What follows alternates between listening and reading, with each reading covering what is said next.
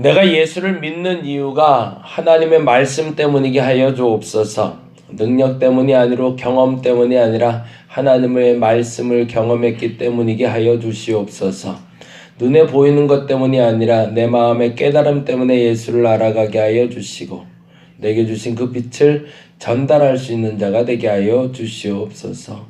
내게 말씀이 살아있게 하여 주옵소서. 하나님의 말씀이 살아있게 하여 주시옵소서. 하나님의 말씀이 내 안에 살아있게 하여 주시옵소서. 감사합니다. 고마우신 예수님 이름으로 기도드렸습니다. 아멘. 아멘. 요한복음 4장 말씀 계속 보고 있습니다. 4장 39절에서 오늘은 42절까지 보는 날인데 45절까지 같이 볼게요. 45절까지.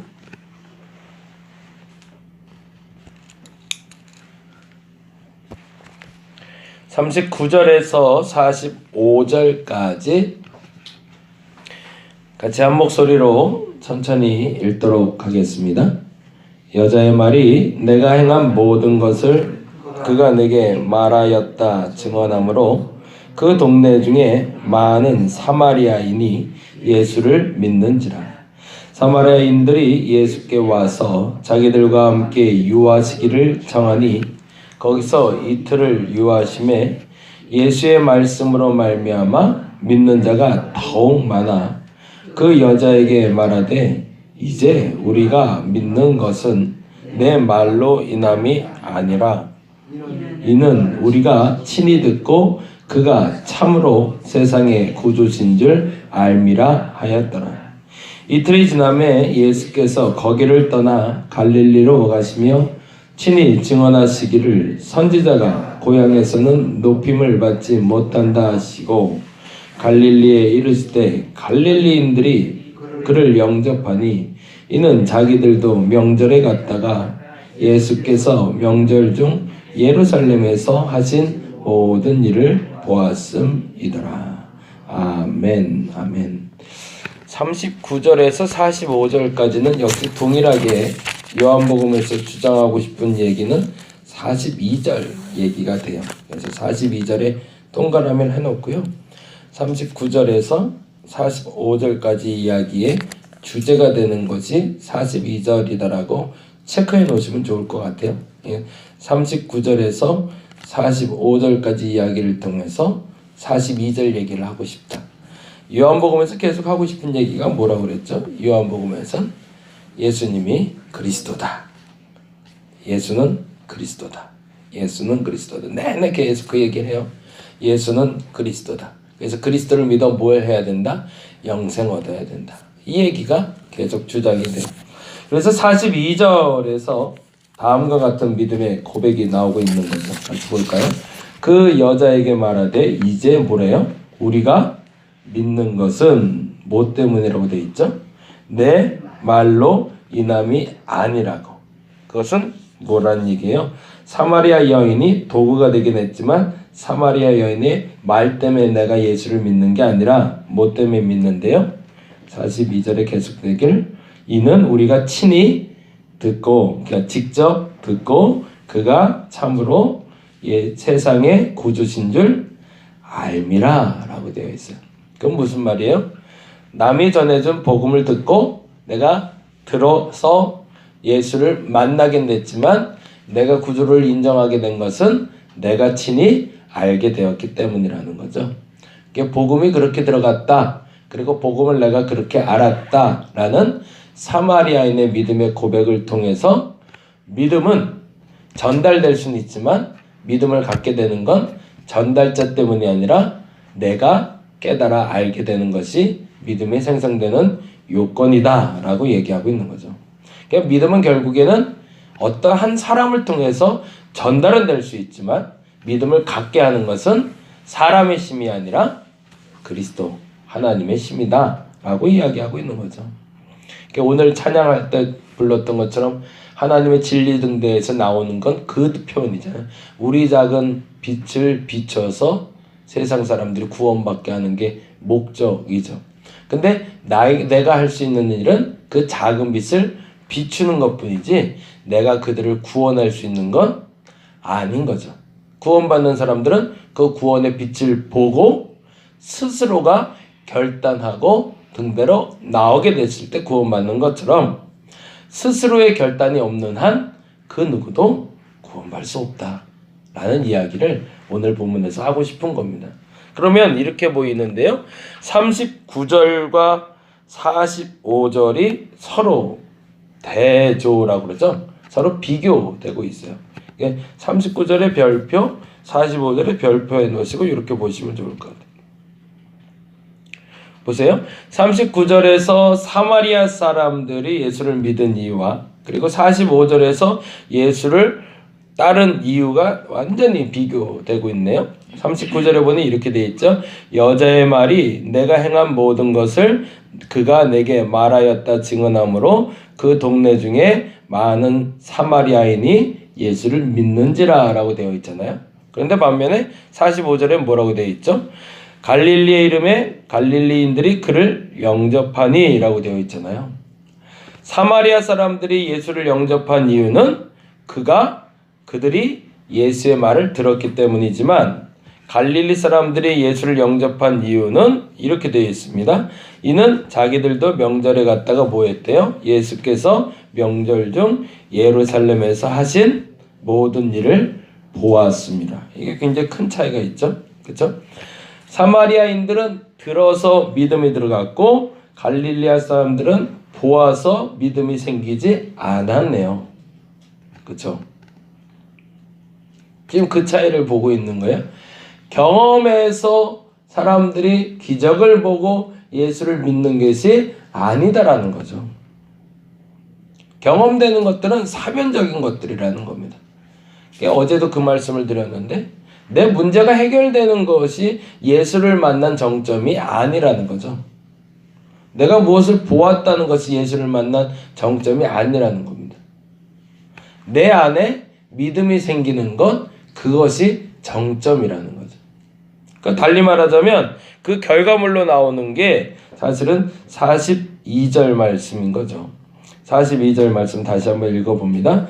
그 여자에게 말하되 이제 우리가 믿는 것은 뭐 때문에 내 말로 인함이 아니니 이는 우리가 친히 듣고 그가 참으로 세상의 구주신 줄 알미라 라고 말하는 게 뭐 때문에 내가 그냥 본 경험 때문에 예수를 믿은 게 아니라 내 마음에 믿음이 생겨서 그것 때문에 예수를 구주로 내가 고백하게 된 것이지. 근데 반면에 갈릴리 사람들은 이렇게 얘기하고 있는 거죠. 44절에 보니까 44절 볼까요? 43절 44절 이틀이 지나면 예수께서 거기를 떠나 갈릴리로 가시며 친히 증언하시기를 뭐라고 되어 있죠? 선지자가 고향에서, 그럼 고향은 어딜 얘기할까요? 갈릴리를 얘기하겠죠. 기적은 갈릴리에서 나타났지만 그 기적을 보고 예수를 믿은 사람은 없더라라는 얘기죠. 근데 예수의 말씀을 들은 사람들은 기적을 경험하진 않았지만 예수를 믿게 되었다는 얘기죠. 그러면 결국에 진짜 믿음은 뭐냐? 기적을 보는 것이 아니라 삶이 변화되는 것이 내게 일어난 진정한 믿음이라는 거죠. 우리의 목적지가 분명할 수 있기를 간절히 바랍니다. 사마리아인들의 삶에 나타난 역사가 내 삶에 나타난 것이 진짜 신앙임을 고백할 수 있으면 좋겠습니다. 근데 안타깝게도 우리는 아직도 우리의 문제 해결에 키워드가 있고 우리가 해결되지 못한 것들이 혹은 사변적으로나 혹은 눈에 드러나는 것이 나의 목적지가 돼서 아직도 가고 있지는 않은지 점검해 볼 필요는 있다는 거죠. 근데 물론 그것은 아예 필요 없는 것은 아니더라는 거죠. 가나의 혼인잔치 때문에 갈릴리 사람들이 예수를 보러 올 수 있었던 동기가 된 것처럼 우리 안에 기적이나 어떤 삶의 변화도 끊임없이 일어나야 되는 건 맞죠. 그러나 그것이 믿음이라고 착각하지 말자는 거죠. 그렇게 문제 해결되는 것을 목적으로 예수를 믿는 것이 아니라 내 삶이 구주를 영접할 수 있는 믿음을 고백할 수 있는 것이 마지막 목적지가 되어야 된다는 거죠. 그 말은 무슨 말이냐면 끊임없이 내가 그 문제 해결만을 쫓아다니면서 신앙생활 하지 말고 그 문제 해결을 넘어서 어떤 환경에서도 그리스도는 나의 주다라고 고백할 수 있는 사람으로 변화되는 게 목적이라는 겁니다. 조금 더 쉽게 얘기하면 어떤 상황에서도 어떤 문제가 일어나도 내 믿음은 변치 않는다라고 말할 수 있는 사람. 그게 진짜 믿음이라는 거죠. 근데 우리의 믿음은 뭐 때문에 흔들리는 거죠? 상황 때문에 좌지우지되는 거죠. 이제 어저께 저희 교회 이제 신방 과정이 모두 다 마쳐졌는데 저희가 신방 갈 때 계속 얘기했던 게 디모데전서 말씀을 나눴어요. 그거 얘기하고 마무리하려고 합니다. 디모데전서 4장 볼까요? 4장 15절에서 16절.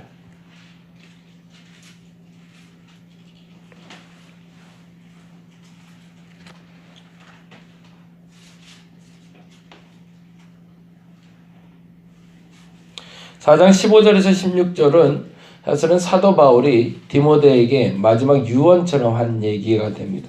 근데 거기에 참 재미난 표현이 나오는데요. 4장 15절 16절 같이 한번 읽어볼까요? 이 모든 일에 전심전력하여 너의 성숙함을 모든 사람에게 나타나게 하라. 내가 내 자신과 가르침을 살펴 이 일을 계속하라. 이것을 행함으로 내 자신과 내게 듣는 자를 구원하리라고 되어 있잖아요. 나를 구원하고 내게 듣는 자를 구원하는 심이 어디 있다고 얘기하고 있죠? 15절 16절에 보니까 내 자신을 구원 16절에 내 자신과 내게 듣는 자를 구원할 수 있는 방법은 내 자신과 가르침을 살펴 이 일을 계속하는 겁니다. 그렇죠? 성경에 보니까 그렇게 돼 있잖아요. 나를 구원할 수 있는 심과 내게 듣는 자를 구원할 수 있는 심은 내 자신과 가르침을 살펴 이 일을 계속하는 겁니다. 그리고 이것을 행함으로 내 자신과 내게 듣는 자를 구원할 수 있대요. 그러면 이것이 뭐고 이 일이 뭘까요? 기적을 일으키는 게 아니라는 겁니다. 기적을 경험하는 게 아니라는 거예요. 문제 해결을 가져다 주는 게 아니라는 거예요. 그것이 사람을 구원하고 너를 구원하는 게 아니라는 거예요. 근데 이 일을 계속하면 너도 구원받을 것이고 너에게 듣는 사람들도 구원받는데요. 그러면 그 이 일이 뭐죠? 그게 바로 15절이죠. 같이 한번 읽어보겠습니다. 이 모든 일이래요. 이 모든 일이 뭐죠? 전심전력하여 너의 성숙함을 모든 사람에게 나타내는 것이죠. 그건 뭐예요? 나의 성숙한 믿음을 사람들에게 드러내는 것. 그건 뭐예요? 아까 말씀드린 대로 그냥 표면적으로 나타나는 기적, 이적, 치유, 문제 해결, 그런 변화된 삶에 대해서 말하는 것이 아니라 그 변화된 삶을 통해서 나타나는 너의 삶의 흔적들, 사랑할 수 없는데도 사랑할 수 있는 심, 평안할 수 없는데도 평안할 수 있는 심, 참을 수 없는데도 참을 수 없는 그 성숙함, 그 성숙함이 지속적으로 너의 삶에 드러나기 시작할 때 어떤 일이 나타난다는 거예요? 그 삶이 너를 구원할 것이고 내게 듣는 자도 구원받게 할 거라는 겁니다. 사마리아 여인에게 나타났던 현상은 사실은 그의 삶에 기적적인 일이 나타난 것이 아니라 그의 삶의 성숙함으로 말미암아 사마리아인들을 변화시켰다는 얘기죠. 그러나 갈릴리아 혼인잔치의 기적은 기적이 나타났긴 했지만 그들의 삶을 변화시키지 못했던 거죠. 우리가 기도하고 말씀 보고 신앙생활하는 목적지의 결론은 이 단어와 만나고 있어야 됩니다. 나의 삶의 성숙함. 그 성숙함이 드러날 수 있는 사람이 되게 해달라고 오늘은 기도했으면 좋겠습니다. 그리고 그 성숙함이 드러날 때 여러분이 여러분의 삶에서 진짜 구원을 경험하게 될 것이고 여러분의 삶이 구원받음으로 말미암아 여러분의 그 작은 빛이 비춰져서 다른 사람들이 구원받는 역사가 나타나게 될 겁니다. 오늘은 그렇게 기도합니다. 하나님, 나의 그 성숙함이 드러나게 하여 주시옵소서. 기도하겠습니다.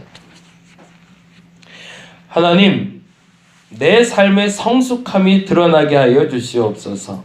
사람들은 기적을 원합니다. 한방을 원합니다. 변화되기를 원합니다. 그러나 변화는 잠시 잠깐 스파크처럼 타올랐다 끝나버리는 불빛입니다. 그 불빛이 사람을 변화시킬 수 없습니다. 화라산처럼 타오르는 큰 불이 사람을 변화시키는 것도 아닙니다. 지속적으로 타오르는 불빛이 사람을 변화시키는 겁니다. 어떤 상황에서도 변함없는 성숙한 신앙, 오래 참을 수 있고 사랑할 수 있고 기뻐할 수 없는데도 기뻐할 수 있는 마음, 감사할 수 없는데도 감사할 수 있는 마음, 참을 수 없는데도 참을 수 있는 그리스도의 마음, 그 성숙함을 가진 저들이 되게 하여 주옵소서. 그 일이 저들을 구원할 것이며 저를 믿는 자들을 구원하게 될 줄로 믿습니다. 그 믿음을 오늘 구하오니 그 믿음을 내게 허락하여 주시옵소서. 감사합니다. 고마우신 예수님 이름으로 기도드렸습니다. 다 같이 기도하고 돌아가도록 하겠습니다.